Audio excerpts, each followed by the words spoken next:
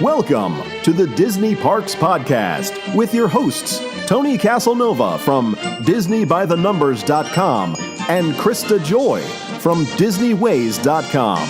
Keep your hands, arms, feet, and legs inside the podcast at all times. And get ready for the Disney Parks Podcast. Hello, everyone, and welcome to the show. We have a monorail crawl recap for you today. We've got great news for pin collectors. If you really love those Disney pins, we got some stuff you're going to want to hear about. Golden Week at Tokyo Disney Resort, and lots of great stuff from Randy at faithinthemagickingdom.com regarding Disneyland, the West Coast Park. And but first, we're going to kick it off with a couple of big announcements. Tony, we've got a really big giveaway coming up, right? We do? Oh, we do. We do. We do. Should we tell them about it? Or should we just keep it a secret? We should tell them. Okay. This is, we are going to have a $100 Disney gift card to give away to a random person that is on our newsletter subscription list. So you have to either be on the list or get on the list ASAP.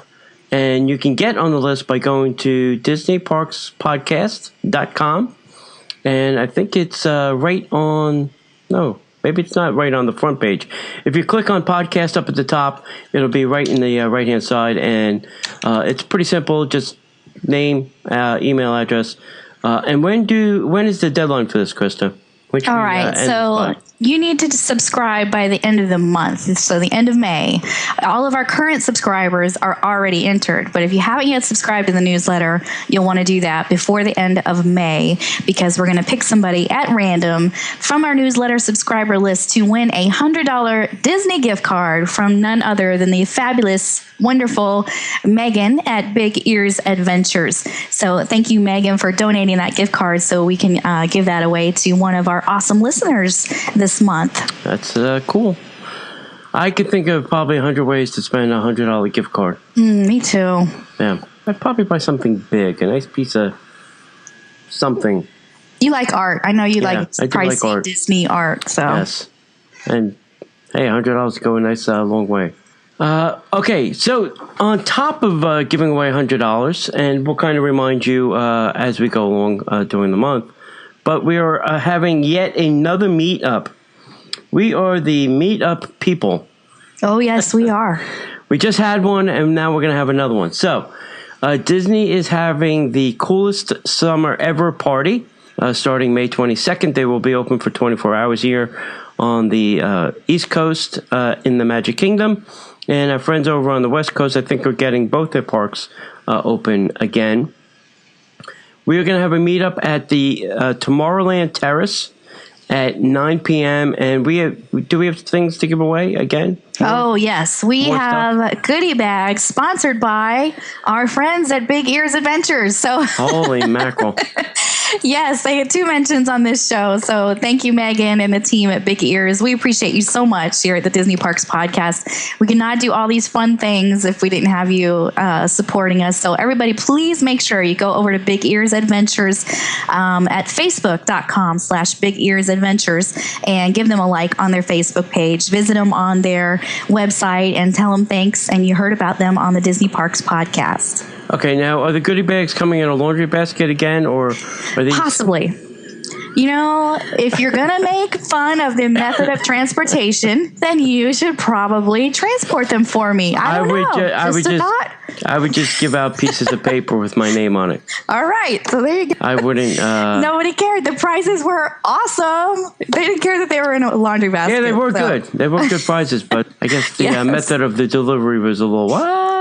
In a laundry basket? It was fun. We put the basket on our head and took pictures. Yeah. Oh, yeah. It was great.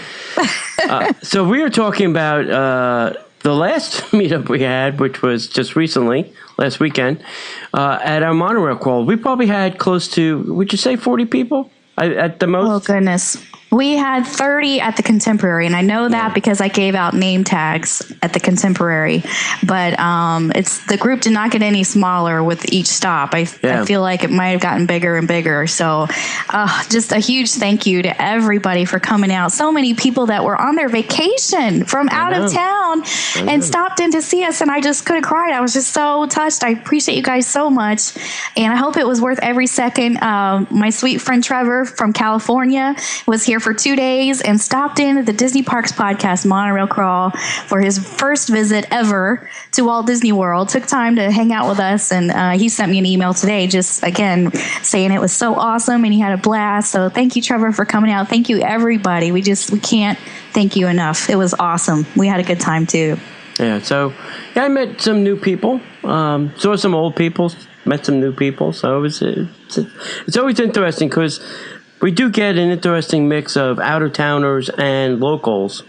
And even there were some cast member people that stopped by. So that's always fun, too. So it's an interesting mix of people that we get. Yeah. I like that. It was a blast. So many laughs, so much fun. Yeah. If you weren't able to make it, you can go on Facebook and find the event. There's tons of pictures that I posted there for everybody. Yep. And just let me know if you have trouble finding that. Let me know. I'll send you a link so you can check it out. But we wish you could be there, and hopefully you'll be there at the next one. I'm trying to talk Tony into having another one really soon.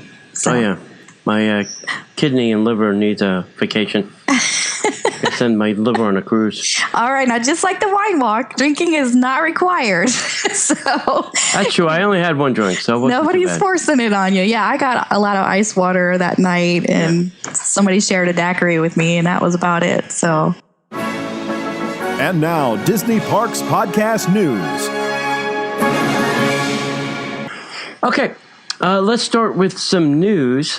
Starting in, I guess this is not really just Disney World, but Disney announced now this crazy new thing they're calling the Disney Park Pack. So if you're a pin trader, you can subscribe to this Disney Park Pack, and each month Disney will send you Disney pins. Now, before you start and head over to the Disney store to subscribe to this, let me tell you that each month it is going to cost you $39.95, and that includes the shipping. So that seems a little pricey for pins for me. I used to collect pins. I'm trying to wean myself off it. But this is a very interesting concept because the subscription boxes are becoming really, really popular. Like almost every company's got some kind of thing. There's birch boxes, there's shaving boxes, there's nut boxes, there's snack boxes. There's a box for everything. So Disney's saying, hey, wait a minute. We can get a whole bunch of people to subscribe and give us $40 every month for pins. So they're jumping on this bandwagon big time. So the first box will be this is what they're saying is in the first box. So you get trading editions on the Disney Parks online store. This is an online exclusive box of pins that includes a limited edition pin, a limited edition 500 pin that is only available in this Disney Park Pack, as well as 2 open edition pins that guests will receive before they are available in locations at Disney Parks. So you'll get 1 limited edition pin and then 2 open edition pins before they're available in the park. And the idea is that these open edition pins will kind of help you get, trading. So they're not something that you'll keep, but at least if you want to trade for them, they're giving you 2 trading pins to get started. So it's an interesting concept. I don't think Disney will ever share, but it'd be interesting to see how many subscribers they get to these. So if there's only 500 of these pins, you hope that there's not more than 500 people on the subscription list. Otherwise, what happens to person number 501? They don't get a limited edition pin? I don't know.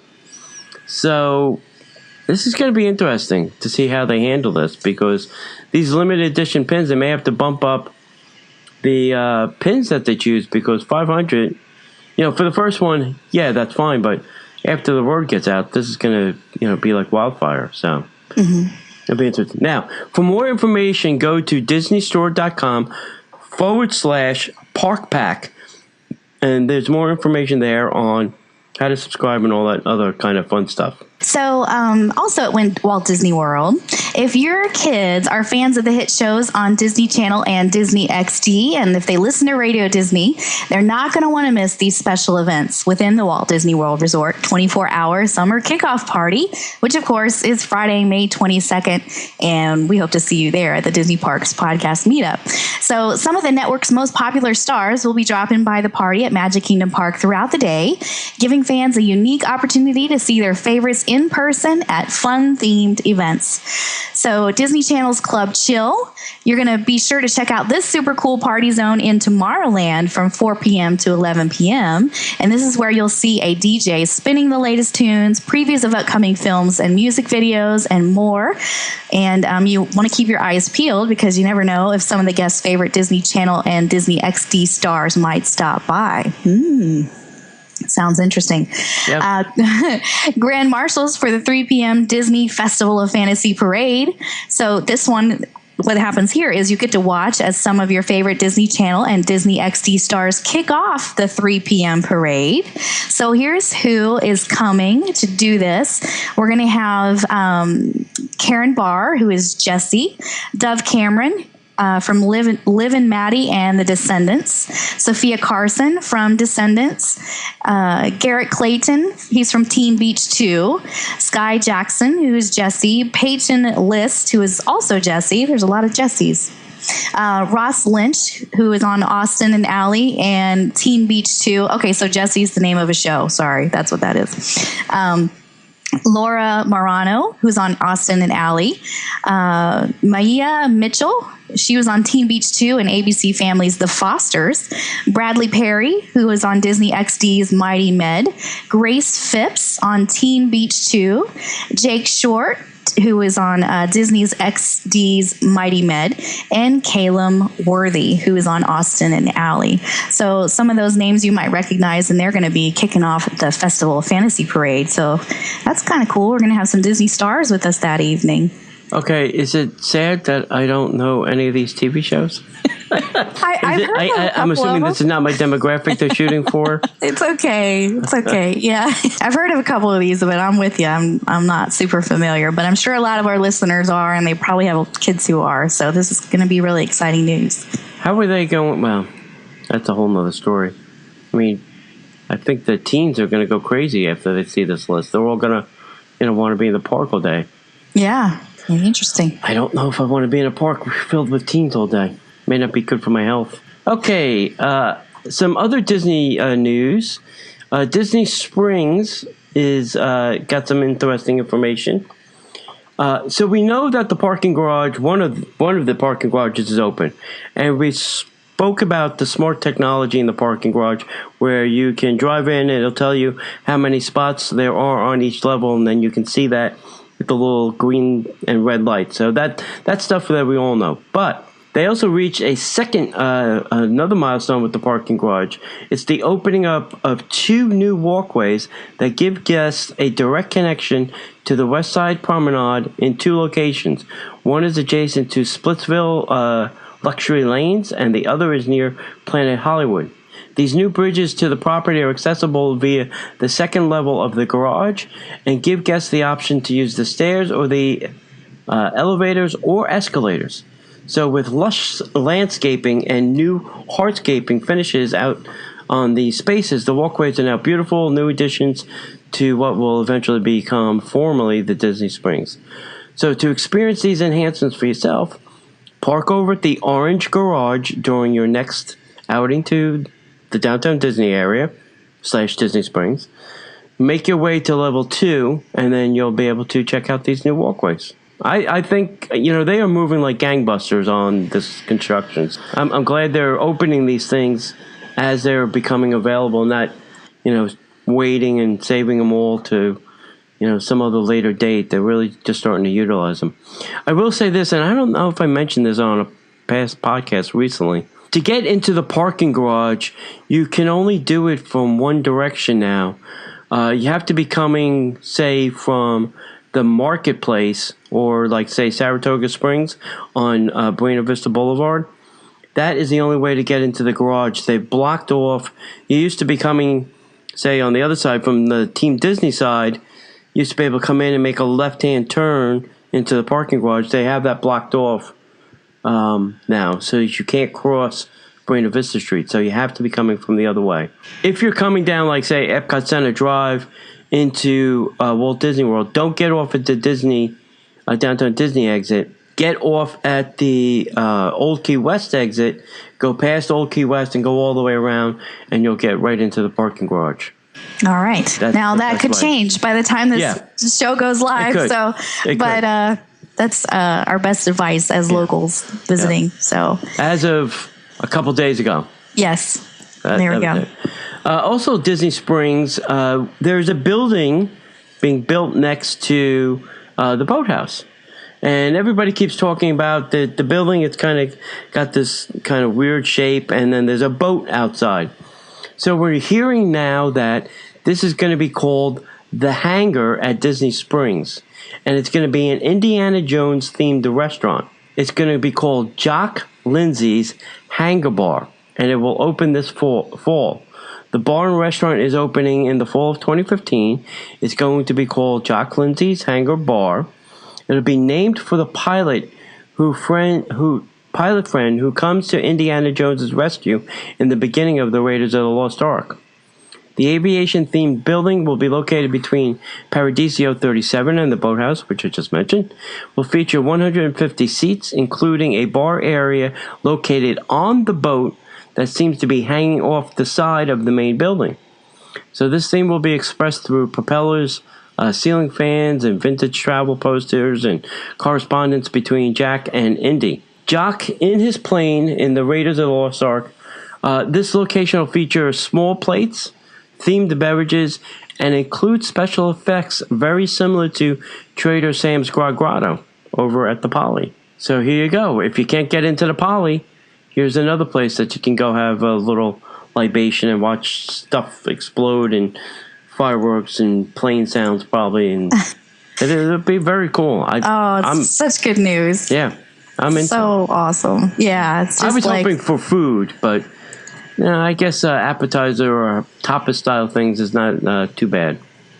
Not bad at all. It sounds great. So Disney Interactive announced that the Star Wars universe will join Disney Pixar, and Marvel in Disney Infinity 3.0 edition.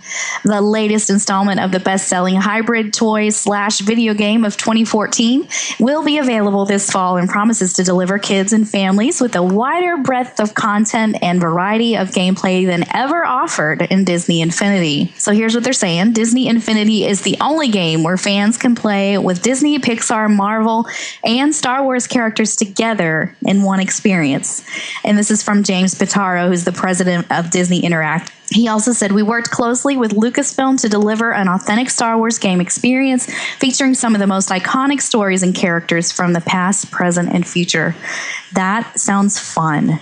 It's going to be available this fall. Okay. So now, do you have Disney Infinity, Tony? Do you have that? No. I never got that either, but sounds super fun. It's it's very expensive because you have to buy the games, then you have to buy the little characters, and then they have these, I think they call them pucks, I guess, like these other little discs, but they're sold in blind packs, so you don't know what you're buying. So you get the blind pack and that's not the one I was looking for. It's a very expensive proposition. Yeah.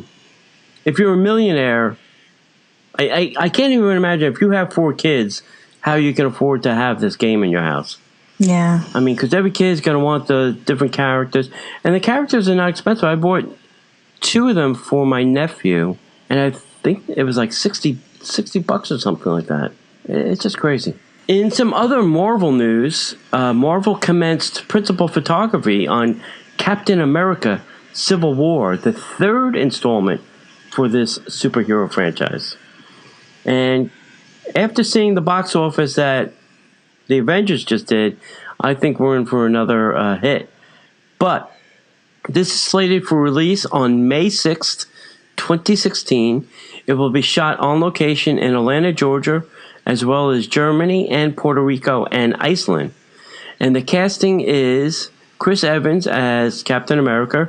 Robert Downey Jr. is coming back as Iron Man. Scarlett Johansson is doing Black Widow again. Sebastian Stan is doing Winter Soldier.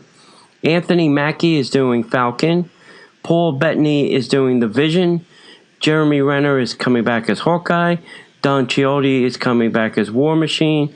Elizabeth Olsen is coming back as Scarlet Witch.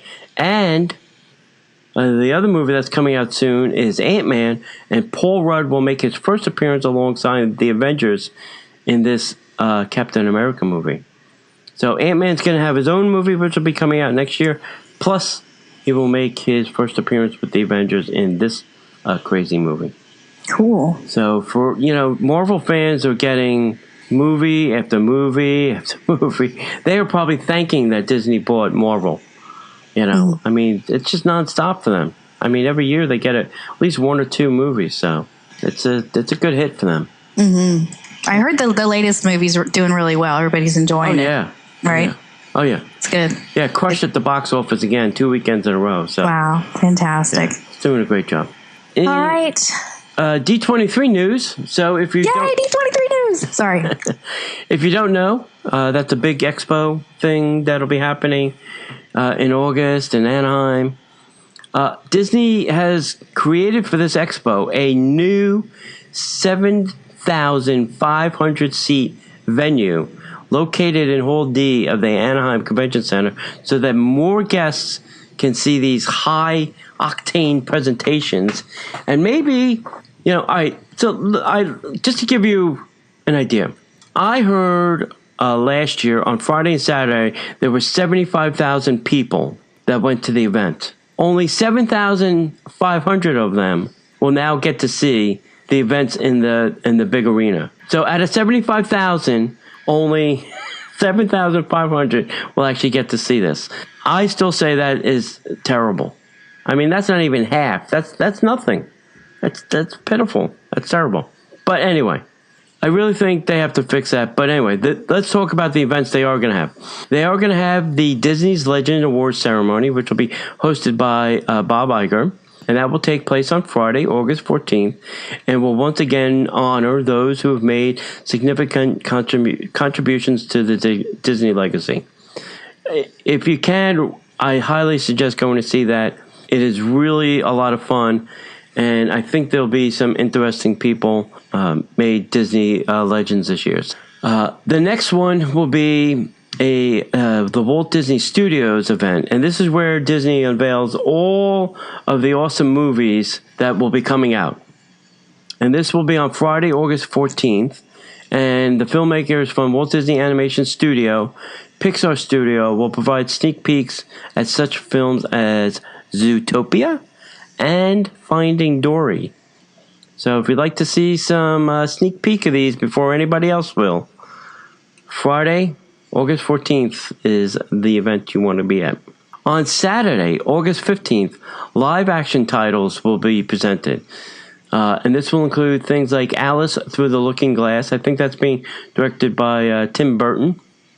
And the Jungle Book film will also be spoken about. And things from Marvel and Lucasfilms, along with some very special guests that will take center stage. So usually on this event, this is where all the actors and actresses, like Johnny Depp appeared one year, Robert Downey Jr. appeared one year. So if you want to see these people on the stage and talk about these movies, this is the event to be at. On the afternoon of Saturday, August 15th, Disney will bring a huge, this is going to be great, the Parks and Resorts Chairman, Bob Chapek, to Hall D23 for a behind-the-scenes peek at the magical experiences and entertainment coming to Disney parks and resorts around the world.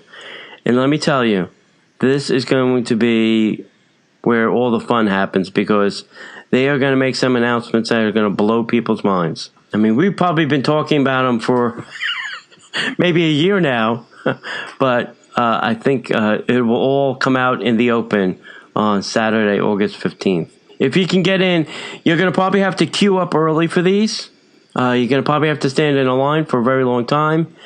and you're just going to have to bite the bullet and do it because that's the only way you're going to get in. Krista, you going to try and go to any of these? Oh, I would love to, and we'll see how it goes.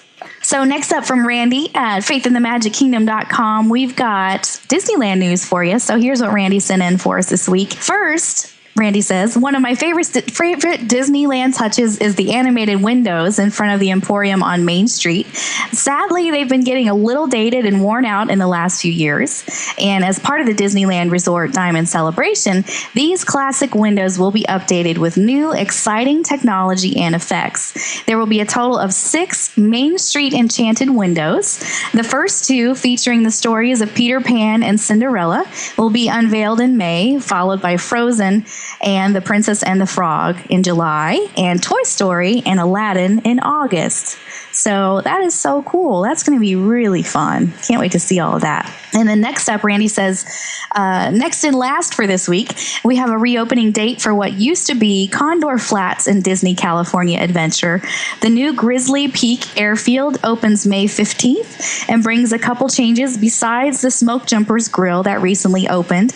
The merchandise location across from Soarin' Over California, formerly known as Flyin' By, will reopen as Humphreys Service and Supplies. Humphreys will be the campers' welcome headquarters of Grizzly Peak, that type of small town gas station, general store, or vacationer's paradise that you might find on a trip through California's majestic Sierra Nevada mountains. The location is named for Humphrey the Bear, who is a scruffy, snack-loving bear who appeared in several Disney animated shorts in the 1950s. Humphreys Service and Supplies will have the bare necessities you'll need for a day trip or even a hike through the Disneyland Resort. Happy campers will find gear for their junior rangers as well as fleece and hats, or if you're more apt to bare your shoulders, there's even a tank top. If you're hunting for more, you can keep an eye out for camping essentials themed to great outdoors, including a thermos, lunchbox, lantern, and card games. Also opening with Grizzly Peak Airfield on May 15th will be Soarin' Over California with updates to its screen and projection system. Woo! We're excited about that. That's so awesome. So thank you for all that awesome news from California, Randy. So Tony, what are your thoughts on all that good stuff? I can't wait till we get our Soarin' update. Can't happen soon enough. Plus, we're getting a 3rd theater, which will be nice. I don't think they're getting an extra theater. But yeah, I think those additions will be good. I think so too. It's going to be fun. Well, and then we want to wrap up the news with some Tokyo Disney stuff, and then we'll bring you the infotainment section this week. So thank you, Trish and Chris at tdrexplorer.com for your on-scene Tokyo Disney information here. This is so cool, you guys. So Golden Week at Tokyo Disney Resort. This is a series of public holidays that happen around the same time, which is at the end of April and beginning of May. So this will have already passed by the time you hear this. But considered one of the busiest times at the resort, which is also in and around Japan. If it's your first time visiting, you should avoid it if at all possible. There's a good tip there. If you happen to find yourself visiting the resort during this time, use our guide to make the most of your time. So here's what Trish and Chris have to say. The Japanese public holidays that make up Golden Week fall on the days of April 29th, May 3rd, May 4th, and May 5th. And depending on what days of the week these holidays fall on, you can expect the resort to reach capacity during all of those days. And on days that are at the beginning or the end of the holiday, they land on a weekend. So, and as always, you can check out TDR Navi, which is again at tdrexplorer.com for the most up-to-date crowd forecasts. So basically what this means to you is if you go during Golden Week at these popular days, popular attraction wait times will be over 100 minutes, and fast passes will be gone early morning, and there will be long queues for pretty much everything. So if you're not staying at an official hotel, then you have to buy your tickets well in advance. They do sell out. And again, there's a full guide at tdrexplorer.com on this, and you can get your tickets online, which is the best way to do it. And then they do have special special meals and things like that, but you'll want to eat it off peak hours to reduce the number of people. The shows, as always, are spectacular, but guests will be waiting for 2 to 3 hours for the shows, depending on the weather. You just want to, also, they say, be sure to bring a plastic sheet to sit on. So there's a good tip for you. In May, they're getting close to rainy season, so check the weather forecast the day before. If it's rainy, umbrellas are nice until it gets really windy. So just like here in Florida, you can bring ponchos, which you can buy at any 100 yen store. So that's the same as a dollar store here in Japan. If you can find some comfortable rubber boots, those are good to wear too. But again, if you can, it says avoid Golden Week altogether when planning your trip. If you're unable to, then at least you've got some tips here, and you know that you can count on tdrexplorer.com. You can reach out to Trish and Chris if you have any questions and you're thinking about visiting during Golden Week next year. Tokyo Disney sounds exciting. There's a lot going on during that time. So yeah, it's interesting that they say try not to go, but I guess it's busy. Yeah, you don't want to ruin your trip with things that you can't see and do because of that. Yeah, I was watching some videos of Tokyo Disney, and have their walkways are like massive. I mean, to go from like area to area, they're like huge. Oh yeah. Yeah, go look at some pictures or some videos. It's just like, like one attraction, it seems like it's like so far away. I'm like, what? It's just across the thing, but the walkways are huge. It's just, I don't know. And I was looking at a map. They were talking about these expansions. Remember last week we were talking about how they were expanding. So I pulled up the Tokyo Disneyland on a map, and they can expand because 3 sides of Tokyo Disney touch the water. Wow. So unless they find a way to, make land on water, which they do, they really can't expand. So and they can't. I guess they could do a Disneyland move. The other areas by there is for parking. So they'd have to, make a parking garage on one side and then maybe use that land for something else. So I don't know how they can make that park any bigger. They're kind of stuck. Maybe moving things or getting rid of things so they can expand. I don't know. Yeah, because there is one side of the park then that seems to be like an industrial area. So I don't know. Crazy. Yeah, go look at Tokyo Disneyland and Tokyo Disney Sea on Google Maps or whatever, Google Earth. It's very interesting to see where it is in the city. Yeah, it sounds like it. So it's a good project for us to work on. Tokyo Disney Resort. Go look at it on your computer, people, on Google Earth. I know they. And now, the Disney Parks Podcast Infotainment segment.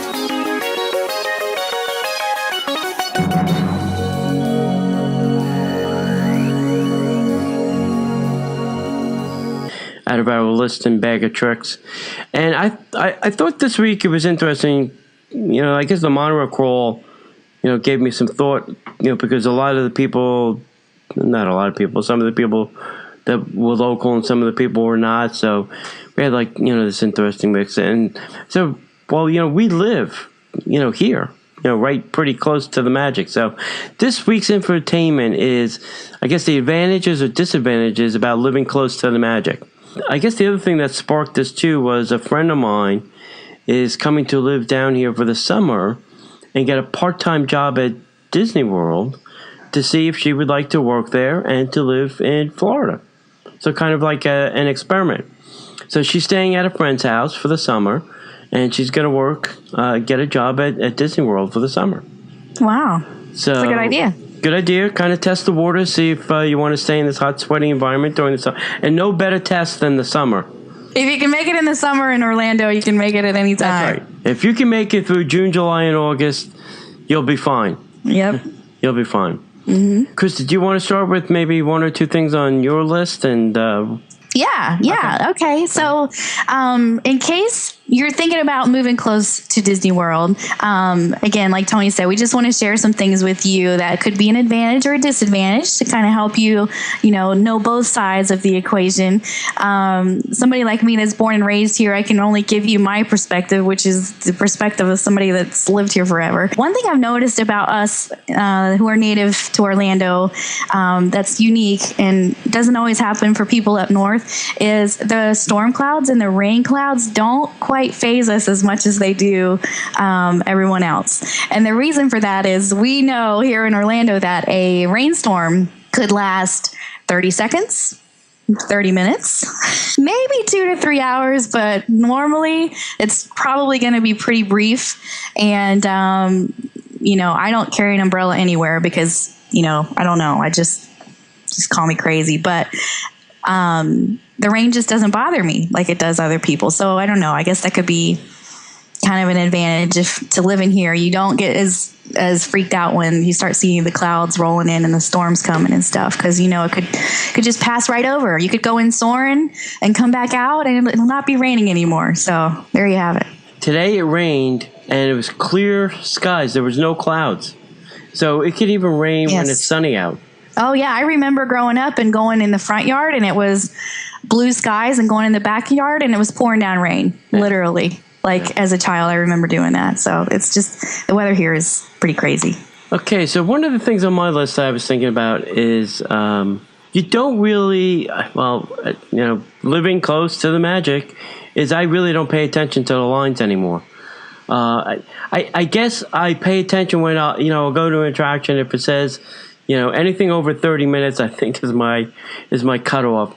If it's over 30 minutes, I'll say, maybe next time, and I'll just go find something else to ride. I don't typically wait in anything. If it says anything more than 30 minutes, even 35 minutes, I'll walk away because I know that it's probably maybe more than that. Typically, if the attraction says 30 minutes, it's probably really not. You could probably take about 10 minutes off that, so it's probably closer to 20. I think they do cushion those numbers a little bit so that you feel like you're going through the line faster. They're setting an expectation of, it's going to be 30 minutes. But when you happily get through it faster, you're like, that wasn't too bad. And you'll go stand in another line. I think that's Disney's theory. But I could be crazy.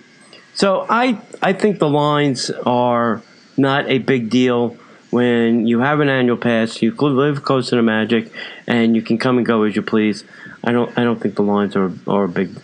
Well, it kind of goes both ways. See, because that was one of the things I was going to say, that the lines don't bother you, but at the same time, I'm spoiled. I don't want to wait in a line that's longer than 20 minutes anymore. That's just me. I figure, I'll be back next week. I'll just go ride it next time. It kind of goes both ways. Okay. What next on your list, Krista? Okay, so as a local, something that's super fun is you get to explore all the hidden details. So as you know, the Disney Imagineers are famous for kind of sneaking things in where you might not expect it. And, they want to they want you to slow down and take time and look at things a little closer, maybe search for some hidden Mickeys, stuff like that. And a nice thing about living close to the parks is, I'll go sometimes and not do any attractions. Again, it might be a crazy day where everything has huge long lines. I still manage to get over there to look for certain things or go see the Cinderella carriage at Hollywood Studios that's not always there, or the Tomorrowland preview, and just stay for a few hours and kind of go home. So a cool thing about living here is you get to take time to explore those hidden details. And you can absolutely do that as if you're not a local too. There's no harm in that. That's one of the things that makes the Disney parks special and different, I think. There's wonderful amusement parks all over the world, but a Disney park is going to have those hidden gems and little secrets that you need to look at and find. So exploring the hidden details, that's one that could also probably go either way. But it's nice to do that if you're a local. I think you get to do that a little bit more probably. Yeah. I know there's some DVC members that they've been coming for many, many, many years now, and they kind of do that same thing. They don't have to go on the rides because they come every year. So maybe they'll go on some of their favorite things and then just kind of, kick back and just go to the park because they can. Yeah. You don't even have to live here. You can be a, regular to the park and still, enjoy that kind of stuff. Absolutely. Next on my list is, I don't know if Walt had said this or not. Maybe it's not even a Disney quote, but relax and enjoy the show. And, every park is really about some type of show. I mean, Disney is presenting the show to you. That's, we've spoken about this, like, say, the Magic Kingdom is, the best example. They're rolling out the red carpet because the pavement's red, and you go underneath the railroad because the show unveils itself to you. So it's really just, about going there, relaxing, and then, taking your time, walking around. You don't have to see every attraction. You don't have to be on every show. You don't have to be in every line. But just kind of, go around and really just smell the roses. Unfortunately, they took the rose garden out in the hub. But you can, just go and check things out in the park. It's just, there's a lot to see and a lot to do. And you'd be surprised, like, when you're walking down Main Street, all of the windows on Main Street, the windowsills are low. Very, very low. They're only like, I think 2 feet off the ground. And there's a reason for that. And that's so that the kids can see into the windows. Don't worry about, running to your next Fast Pass. Slow down, take a look around, and you'll see all the interesting things, that you may just go running past. Yeah, absolutely. And maybe in addition to that, I know that you have restaurants on your list, Tony, but another fun thing about being a local or even just visiting often if you don't live here is it gives you a chance to try new places that you might not have otherwise tried. I spent today writing an article about how to get hard to find Disney dining reservations. And, there's a lot of great tips on how to do that and how to get into all your favorite places. But the bottom line is if you're flexible and willing to try something new, then you know what? You may find something that you never knew was there before. You never knew it was so awesome. Maybe you never knew, you could make your own cupcakes if you order the kids' dessert at Garden Grill or, whatever the case may be. There's so many fun things to discover and find, as a local or somebody who visits often. Doesn't feel as risky to try new places and visit the ones that you haven't been to maybe quite as often. And I guess to piggyback on that, as a local, when us friends get together, normally you'll say, well, let's go to a restaurant. And if you're not living near the Magic Kingdom, you'll say, well, let's go to Olive Garden or whatever.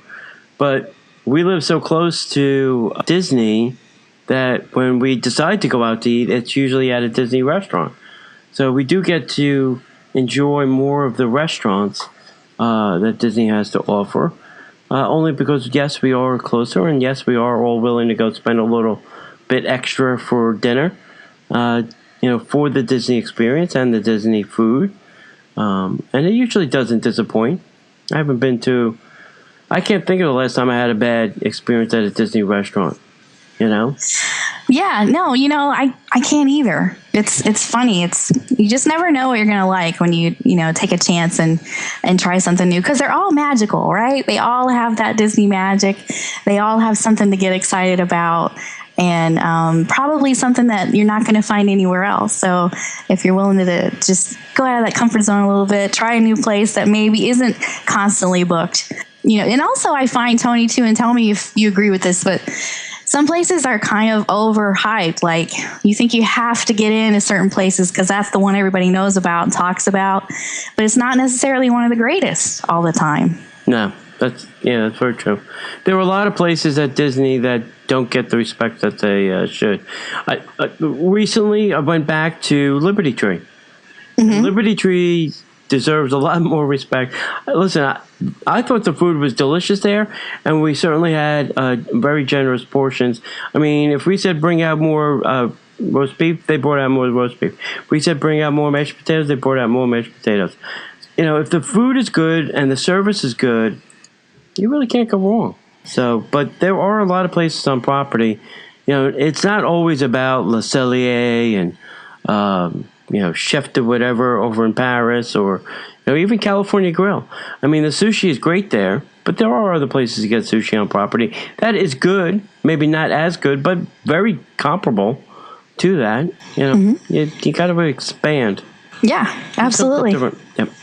Yeah, so we got off subject a little bit, but you have a really good one about family and friends. Yeah, so living down here now, your family and friends seem to come out of the woodwork. They're like, "Hey, wait, you live close to the Magic Kingdom, don't you?" Yeah. Or maybe I'll stay at your house, or maybe I'll come visit you, or whatever. Yep, you get a lot more frequent visitors when you move down here. I have met, and not met, but there are people that know that I live here now, because I obviously post it ad nauseum on Facebook. Friends I work with, friends I went to college with, friends I went to high school with, cousins, brothers, sisters have all come down here to visit. My college friends, both of which came down here, and I had a great time, and I hadn't seen them in years.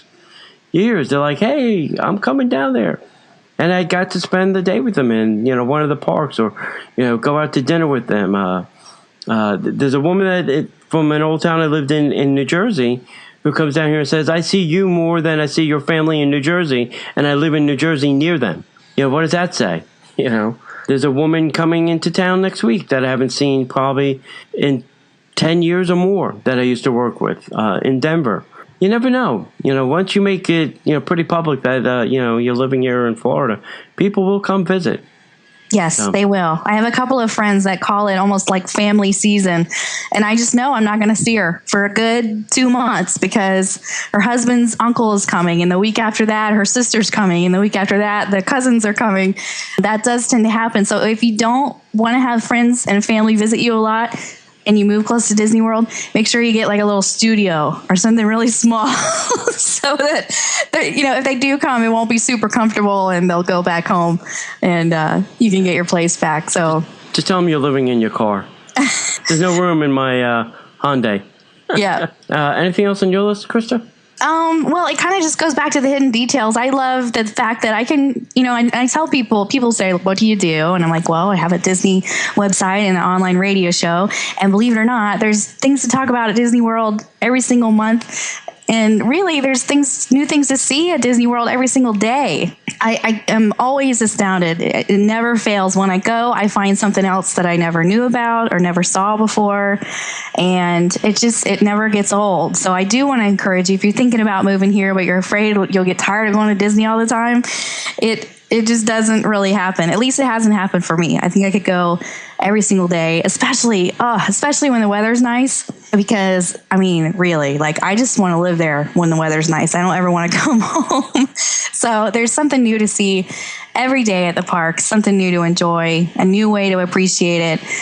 Maybe somebody new to go to the parks with you and see it through their eyes. So to me, it never gets old. What do you think, Tony? Do you agree with that just a little bit? It doesn't get old. Yeah. It really doesn't. I don't know. Maybe someday it will. I doubt it, though. If you like it, it'll never get old. If you don't like it, then it's going to get old very quick. Yeah. And we do get jaded and spoiled a little bit about certain things. Yeah. But, you got to take all that in stride and just, remember, you're at Disney. It's great. Yeah, there's a lot of times I go around calling it my park, so it is my park. It is your park. It's the Terratoni Lounge. Yep, there are places named after me. It's not the Territory Lounge, it's the Terratoni Lounge. In case y'all haven't heard. Yep. So, yep. And they know him as Mr. Casanova. All the valets know he's arrived. He tips well, and they know that he's coming. It's Mr. Casanova. Yep. It's Tony's park. It really is. Parks. You're just here visiting. We're all just visiting it. It's really Tony's park. Yeah. Leave it in the same condition you found it in. That's all I ask. All right, so another thing on my list was, hey, you know what? We can work here. And, I've worked here. Chris has worked here. So the question I guess one of the questions I get asked is, when you work for the mouse, does it ruin the magic? And you know what? It really doesn't, because I can differentiate, my job or backstage from on stage, and not, and even, I go to the park with cast members, and I don't think, they're able to, put the two pieces, separate, work from, now they're going to visit the park that they work in. So I think it can be done. I don't think it ruins the magic. But let me tell you this: if you want to get rich, you're not going to do it working for Disney. It's not. You're not going to get paid a ton of money. even the good jobs, the management jobs and the IT jobs, they're not super high payers, because you got to remember I think now the number I just read is there's 75,000 people working here. That's a ton of people. Yeah, it's crazy. And not everybody is, being paid Bob Iger money. So if you think you're going to make Bob Iger money, you're not. It's a couple bucks over minimum. But one of the great benefits about being a cast member is you can go whenever you want. Well, you can go whenever Disney allows you to go.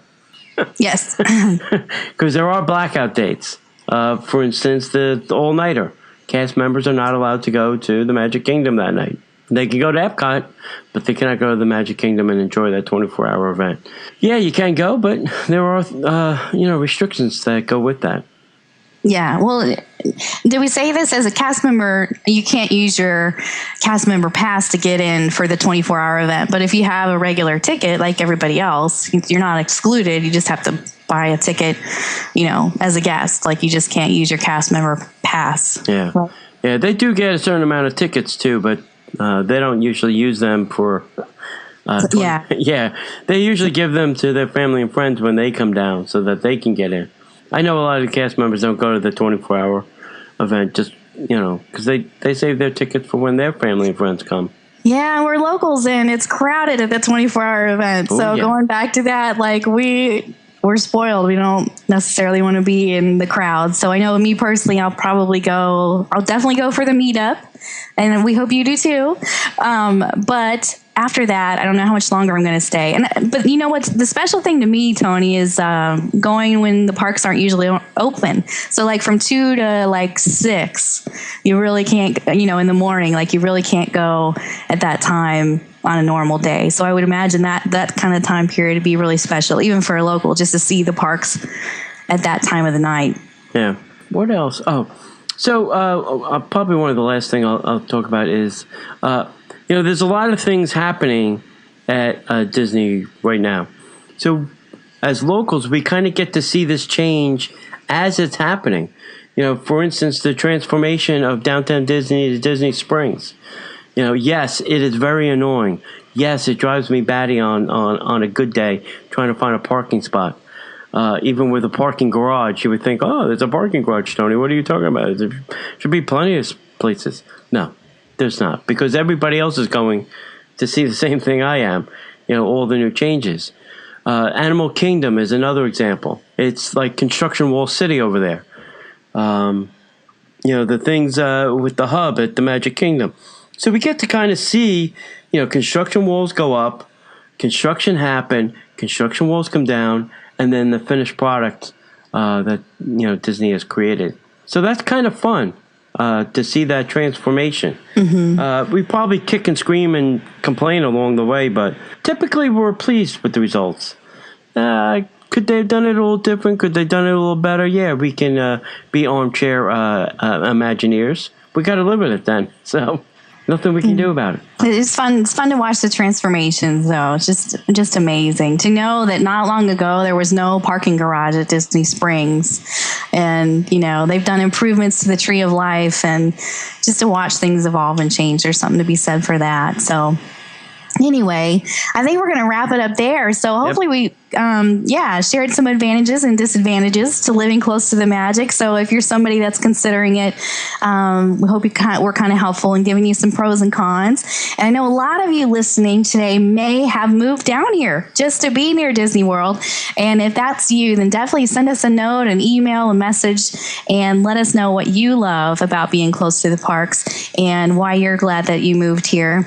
Because I think, speaking for myself and Tony, we're really glad to be close to the parks and really wouldn't want it any other way. So we hope you feel that way too. So with that, we just want to say thank you, everyone, for tuning in today. And we hope you enjoyed the show.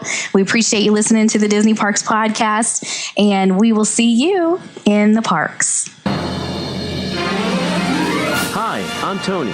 And I'm Krista. Tune into our show, Stars and Motor Cars, Saturday afternoons at 6 p.m. Eastern on Sorcerer Radio. Every week, you'll hear us chat with Disney legends, Imagineers, and actors like Pat Carroll, the voice of Ursula. And I help?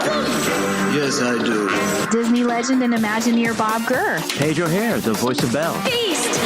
Disney Resort TV's Stacey J. Oswald. And author Ridley Pearson. And Bill Farmer, the voice of Goofy. Something